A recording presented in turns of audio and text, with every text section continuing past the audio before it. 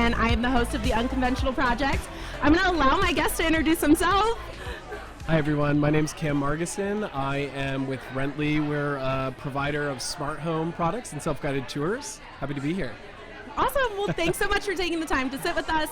Also, thank you to Rently for being an incredible sponsor of this amazing event that we have going on right now. So super excited to have you guys here, but even more excited to sit with you today and talk a little bit about the prospect journey.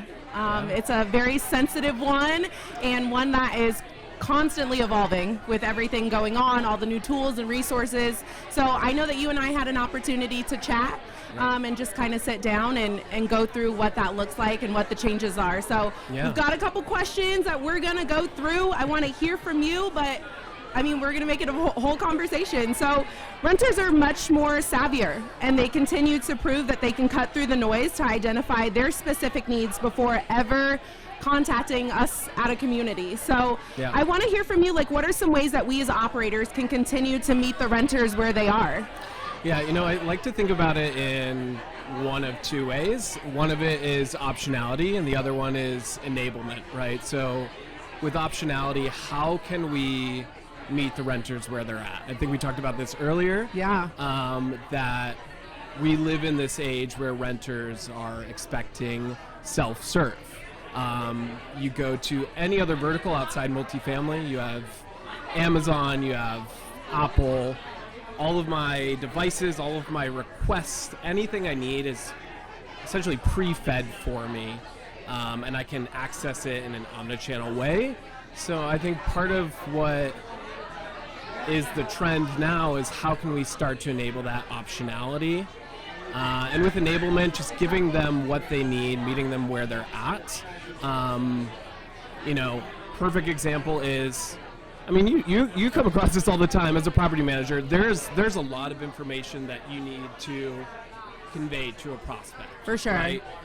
You have your fees, your policies, your availability, your application process. So how can we, you know, enable that information to the prospect without them having to feel like they have to come to us for it? You know, I think we live in this age where 5 years ago, virtual tours weren't as prevalent, right? COVID-19 pandemic made those essentially a requirement.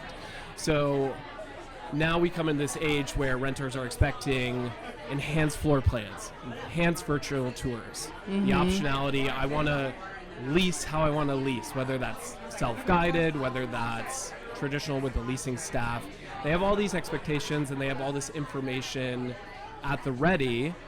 And I think the other thing that's changing, just to kind of put a button on it, is that I think from what I've been hearing, prospects really want to deal with the brand. They don't want to deal with an apartment community. They want to deal with the brand, the company that they're going to be living in. Especially nowadays where we're seeing renewal rates start to, for the first time, really climb, which is amazing. And I mean, I'm sure you probably see that as well, hopefully. Absolutely. Right. Oh, my boss would kill me if we didn't. So. Right. And it's a great thing. I think we see, and we also see that transversely in, like, and not to get too outside the topic, but we see that in investor retention. I think there's a correlation between retaining residents, retaining investors. But yeah, sorry. You're good. Kind of went off to the topic there. It's one that can really, like, get you down a rabbit hole because quite honestly, like, there's two different sides of the coin, right? You have the renters who, like, want to be met with, like, the convenience and the ability to just, like, lease when they want to lease. 2-day Amazon experience. Yes, for sure. Interact when they want to interact, and, like, that's it. But then the opposite side of that is, how deep are we going into who our demographic actually is in terms of our renter base right now? And are things like AI, like, really, you know, kind of putting a damper on renters who just don't want that experience? It's so easy for us to say, like, oh, we're living in 2024, but we still have a large demographic that doesn't want that experience quite yet. They want the person on site. They want the human interaction.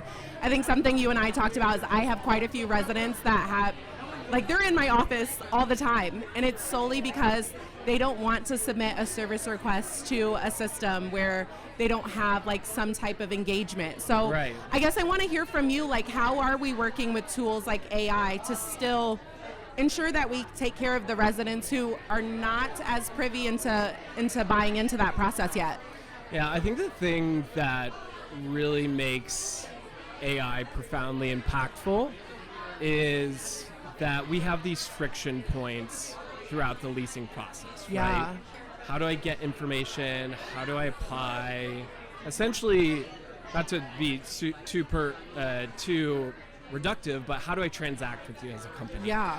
And so what AI has been really good at is taking away those friction points. And I think that's largely the way that everyone is starting to go, right? Yeah. We want to just make it more efficient. We as operators, suppliers within the industry want efficiency, but also renters want efficiency. They expect that efficiency because they get it literally everywhere else Yeah. in their life. 100%. But you cannot assume that AI is a catch-all, right? And I think we're starting to understand that. So how do you build it into the leasing experience, right? How can you make that personalized? I think we've all been on LinkedIn and seen the AI-generated comments, and yep, that bleeds out everywhere, right? Yeah. It's very clear to see when something's AI-driven. So Right. how do you preempt that, and also how do you personalize that? Yeah. You know, is it starting to incorporate acknowledgement of the AI,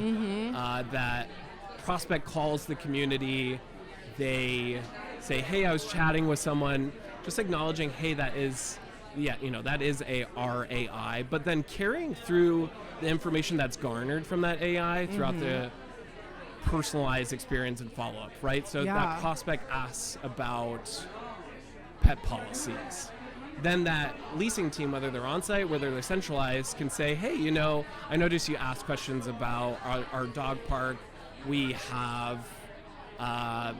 doggy days the first Saturday of every month. 100%. And bringing tying it back to like the brand of the community. Yeah. Bringing the brand of the community through, and also personalizing it to that prospect, and making sure that those, essentially like those gems, Yeah. show up as breadcrumbs throughout the entire experience. And I Yeah. think we talked about this a couple weeks ago, where we're in this process where there's a lot of handoffs, right? Yeah.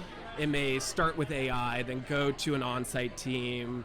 Maybe it's a self-guided tour that, the lead and the prospect. Then it goes to centralized admin where they're handling the application intake, follow-up, and so forth. Yeah. So how do you be a good steward and garner that personalized data through, looking at your systems to make sure that you're set up for that way, that you're Yeah. not siloed, especially when you come into multi-site portfolio operations. That's like really where I think there's a lot of growth and potential. 100%. I love that you mentioned just kind of having the AI information handy to allow a human to like kind of tie it back, because I think that better helps build the trust with the prospect. Like, wait a minute, like, right, we talked my about answers trust, didn't go like into the air, like they didn't just disperse. Like someone actually has this information and can use it and leverage it to get something that I need out of this, which is to lease a home. So it's not that their responses didn't go unnoticed or untracked. So I love that you mentioned that, because I think that ultimately helps them trust the whole technology, AI, like just kind of this new wave that we're on across all boards, not even just leasing, like in everyday life, because so much of that is changing. And I always tie it back to real world, right? Yeah. Meeting the prospects where they're at. Perfect example, everyone, for the most part, shops on Amazon. I know I shop on Amazon. Yeah. I can go on Amazon and follow up on a support request, and I don't need to, how frustrating is it to call customer service back again and again and again, having to retell that story of what the issue is. I can go on Amazon as an example. I'm just using them as a really good example. They have that live tracking of what those prior conversations are. They review it, they reference it. So how can we start to mimic that experience within multifamily leasing, so that even through AI and automation that prospects feel they're constantly being attended to. 100%. You know, and then the leasing team has more to leverage as well. So I think there's a lot of there. Yeah, we could just, quite honestly, we could spend all day on this topic because I think so many different companies have a different vantage point of what this looks like. And something that you and I talked about was like role specialization and how that's kind of coming into companies and and breaking up what the process looks like. And prospects are dealing with multiple different either people or pieces of technology at any given point. And so just kind of working through all of that collectively and helping them build the trust in their new journey, because leasing is going to look a lot different here pretty soon. And we're rolling with it. We need them to roll with it. And regardless of the fact that they don't get to immediately see that it's a benefit for them, ultimately and hopefully it will be. So yeah, and you know, we see that even on the supplier side of things. This is a conversation we have all the time of, you know, we work hand in hand with multifamily operators at Rently for rolling out leasing automation, resident management operation. But how can we also start to communicate that to the renter side of things? You know, suppliers, the same as multifamily operators, especially when you're in a third-party setting, you have a multitude of clients. You have your renters, you have your owners. Same with us. We have our managers and owners. We have our renters that we're dealing with. So how can we start to enable that? For sure. Yeah. Awesome. Well, I appreciate your time today. Thank you. You've been great. I know we have an incredible lineup of guests coming up as well and sponsors. So it's been incredible to meet with you and chat with you about a topic that is so important because they make our world go round. Our residents make our world go round. So we want to get them. We want to keep them. And so thank you so much for your time. And thanks for coming. Yeah, it's great to be here. Yeah, absolutely.